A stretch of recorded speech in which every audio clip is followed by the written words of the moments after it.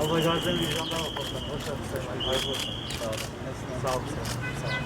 Biraz Sayın Valim hoş geldiniz. Kusura bakmayın. Osman Sarı. Sağ olun. Sağ olun. Sağ olun. Sağ olun. Hoş geldiniz. Ceyhan Kaymakam. Sağ olun. Ben hoş geldiniz efendim. Tuzlan Kaymakam. Sağ olun.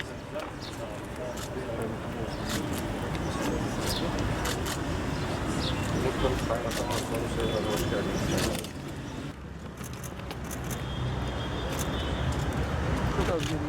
Polis karşılama mangası, karşılama töreninde, emir ve görüşlerinize hazırdır Sayın Valim. Hazır. Merhaba arkadaşlar. Sol! Sol! Tarihi çok eski dönemlere dayanan kadim bir şehirde.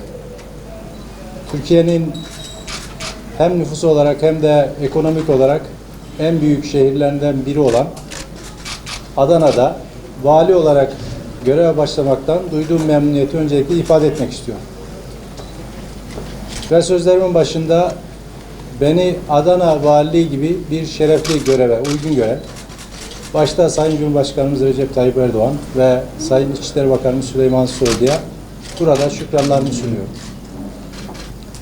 Adana'mızın başta eğitim, sağlık, kültür, tarım, ekonomi, altyapı ve tüm alanlarda bulunduğu noktadan daha ileri noktaya taşımak için göreve başladığım bugünden görev bırakacağım güne kadar elimizden geldiğince gayret sarf edeceğiz, çaba göstereceğiz ve inşallah bulunduğu noktadan hizmetler açısından insanımızın ihtiyaçlarının giderilmesi açısından bıraktığımız günde belli bir mesafe kaydederiz diye temenni ediyorum.